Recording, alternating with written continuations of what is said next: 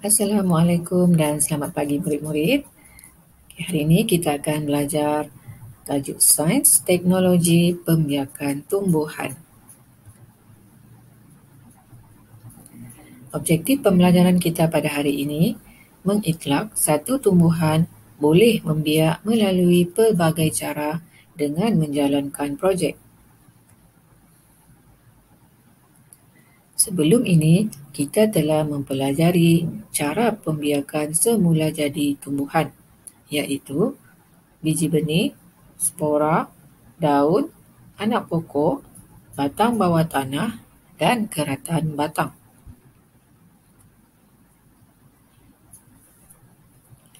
Pada hari ini kita akan melihat bagaimana satu pokok mempunyai pelbagai cara pembiakan. Antara contoh tumbuhan iaitu ubi keledek, kangkung, pokok selasih dan lain-lain. Kita akan lihat cara pembiakan kangkung yang mempunyai pelbagai cara pembiakan. Kita akan menyediakan alat dan bahan seperti biji benih kangkung yang boleh dibeli di pasaraya, keratan batang kangkung yang berakar, sayur kangkung yang kita masak di rumah. Kita ambil bahagian batang yang berakar.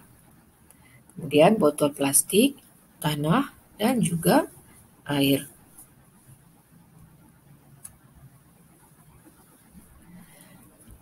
Bagi kaedah pembiakan yang pertama iaitu keratan batang. Cara pembiakan keratan batang kangkung, kita rendamkan keratan batang kangkung berakar ke dalam botol plastik yang berisi air. Kita akan perhatikan pertumbuhan pucuk setiap hari. Dan kita akan merekodkan pemerhatian kita selepas beberapa hari.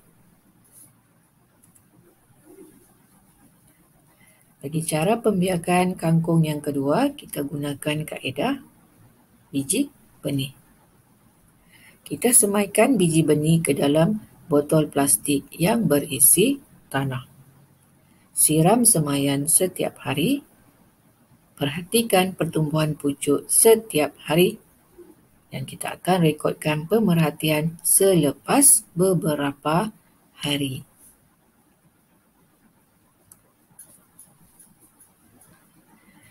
Ini adalah hasil pemerhatian kaedah pembiakan keratan batang dan biji benih yang telah kita jalankan. Selepas beberapa hari, kita dapati ada pertumbuhan pucuk pada pokok kangkung tersebut, di mana keratan batang akan tumbuh pucuk baru dan biji benih akan tumbuh menjadi anak pokok dan pucuk yang baru. Baik, soalannya, adakah pokok kangkung boleh membiak lebih daripada satu cara? Jelaskan. Ya, kesimpulannya, tumbuhan kangkung mempunyai lebih daripada satu cara pembiakan, iaitu keratan batang dan biji benih.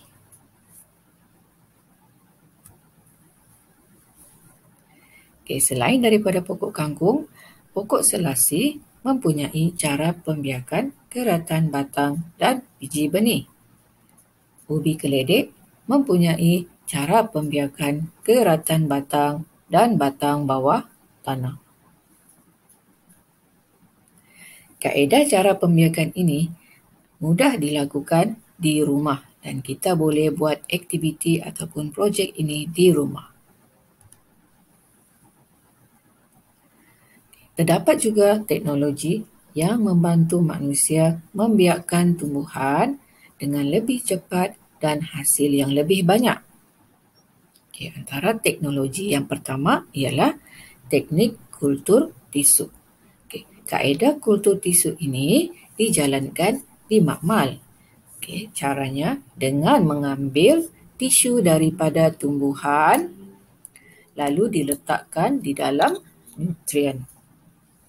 Contoh tumbuhan yang boleh dilakukan kultur tisu adalah pokok pisang dan pokok orkid.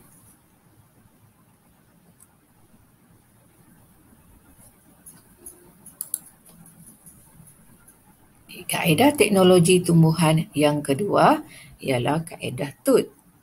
Kaedah TUT ini dilakukan oleh pengusaha di ladang tumbuhan tanpa melalui proses menanam biji benih. Bahagian batang pokok yang terpilih akan dikerat dan diletakkan tanah, lalu dibungkus selama beberapa minggu.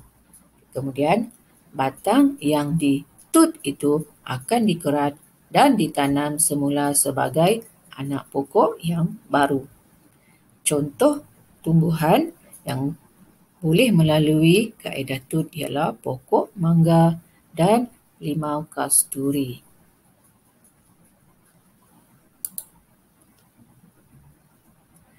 Baik, mengapakah sesuatu tumbuh-tumbuhan boleh mempunyai lebih daripada satu cara pembiakan?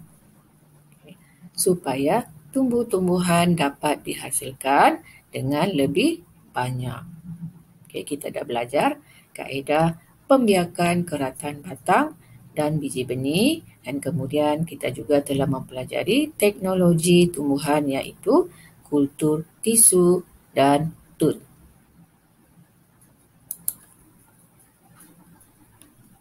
Baik, seterusnya mari kita lakukan aktiviti latihan buku aktiviti muka surat 49. Ini adalah pembiakan jambu air. Ada 3 situasi cara pembiakan jambu air. Yang pertama, bolehkah jambu air dibiarkan melalui pelbagai cara pembiakan secara semula jadi? Saya menyatakan sama ada boleh atau tidak boleh. Jawapan dia. Kita akan lihat selepas ini. Nyatakan cara pembiakan tersebut. Soalan kedua. Apakah kaedah pembiakan yang menggunakan teknologi untuk membiarkan jambu air? Di dalam gambar itu ada ditunjukkan kaedah teknologi. Pada pendapat kamu, mengapakah sesuatu tumbuh-tumbuhan boleh mempunyai lebih daripada satu cara pembiakan?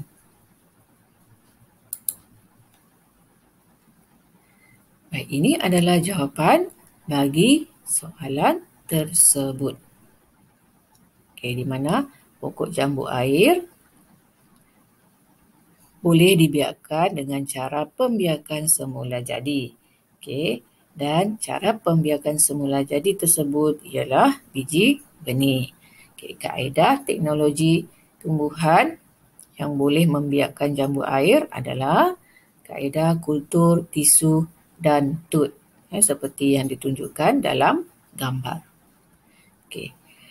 Apakah tumbuh-tumbuhan boleh mempunyai lebih daripada satu cara pembiakan?